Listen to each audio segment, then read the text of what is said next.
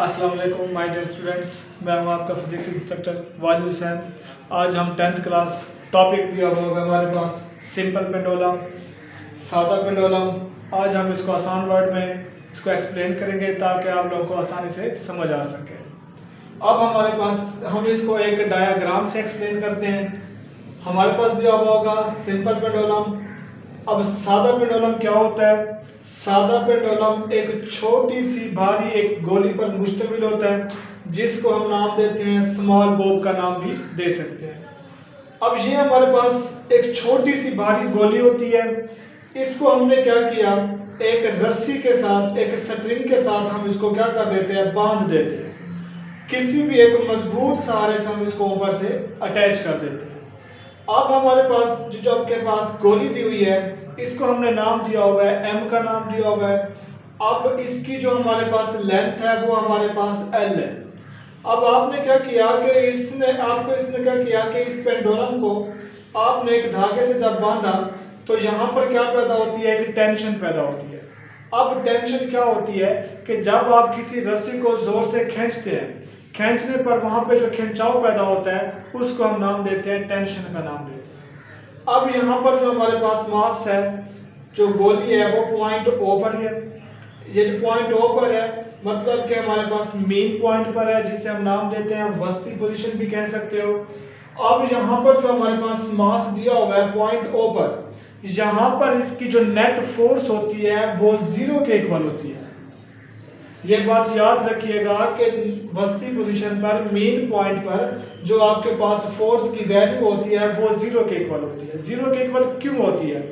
क्योंकि यहाँ पर जो जिस्म होता है वो हमारे पास एक रेस्ट की हालत में होता है। जब कोई भी जिस्म रेस्ट हालत में होता है तो वहां पर उसकी फोर्स की वैल्यू क्या होती है, 0 होती है।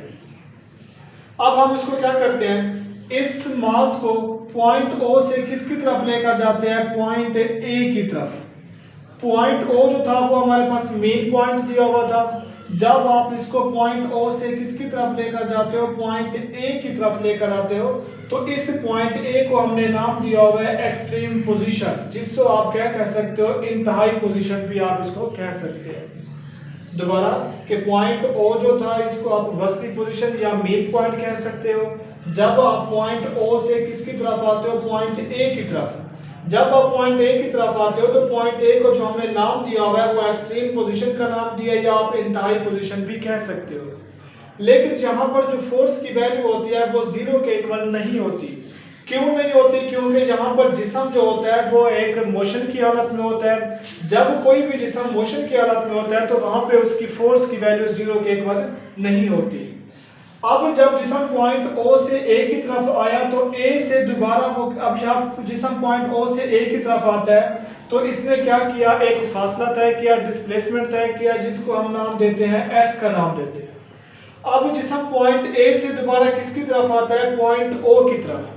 ओ से होता हुआ दोबारा किसकी तरफ जाता है, वो पॉइंट बी की तरफ जाता है। देखिए पॉइंट ए से दोबारा आता है वो ओ की तरफ, ओ से होता हुआ वो किसकी तरफ जाता है, पॉइंट बी की तरफ जाता है। सवाल यहाँ पे ये पैदा होता है कि पॉइंट ए से आता हुआ पॉइंट ओ पर क्यों नहीं रुकता। इनर्शिया की वजह से पॉइंट ओ पर नहीं रुकता। ओ से होता हुआ वो किसकी तरफ चला जाता है, पॉइंट बी की तरफ आता है। पॉइंट बी को भी हमने जो नाम दिया हुआ है वो एक्सट्रीम पोजीशन का नाम दिया हुआ है, यानी कि इंतहाई पोजीशन जिसे हम कह सकते हैं। यहाँ पर भी फोर्स की वैल्यू 0 के इक्वल नहीं होती, क्योंकि यहाँ पर जिस्म जो होता है वो एक मोशन की हालत में होता है। जब जिस्म पॉइंट ओ से ए की तरफ आता है तो इसकी जो स्पीड होती है वो आहिस्ता आहिस्ता कम होना शुरू होती है। एक वक्त ऐसा आता है कि जो पॉइंट बी पर इसकी वैल्यू किसके इक्वल हो जाती है, 0 के इक्वल होती है। अब दोबारा जो इसकी वैल्यू पॉइंट 0 के इक्वल होती है, थोड़े से ठहराव के बाद ये जिस्म दोबारा किसकी तरफ आता है, पॉइंट ओ की तरफ आता है। ओ से होता हुआ वो किसकी तरफ चला जाता है, ए की तरफ। इस तरह से ये अपनी मोशन को क्या करता है, जारी रखता है। अब आप लोग ये बात याद रखिएगा कि जिस्म जब पॉइंट ए की तरफ या ओ की तरफ, इन दोनों पॉइंट पे जहां पर मर्जी चला जाए, लेकिन वो मेन पॉइंट की तरफ वापस आता है, ठीक है ना। क्यों आता है? क्योंकि यहाँ पे हमारे पास इनर्शिया की वजह से ओ से होता हुआ बी की तरफ इस तरह से ये अपनी मोशन को क्या करता है, जारी रखता है। और जो हमारा एक्सेलरेशन होता है वो पॉइंट ओ की तरफ होता है। ये बात याद रखिएगा एमसीक्यूज के लिहाज से कि सादा पेंडुलम में जो एक्सेलरेशन होता है वो किसकी तरफ होता है, एक्सट्रीम पोजीशन की तरफ या मीन की तरफ। तो आप लोगों ने ये कहना है कि जो हमारे पास एक्सेलरेशन होता है वो हमेशा किसकी तरफ दिया हुआ होता है, मीन पॉइंट की तरफ दिया हुआ होता है। अब आप इस डायग्राम को देखेंगे, पॉइंट ए पर हम दो कंपोनेंट यूज करते हैं। अब एक कंपोनेंट हमारे पास mg cos थीटा दिया हुआ होगा, दूसरा कंपोनेंट mg sin थीटा है, लेकिन यहाँ पर हमने एक कंपोनेंट यूज करना है। अब आप बताएं कि यहाँ पर कौन सा कंपोनेंट यूज होगा।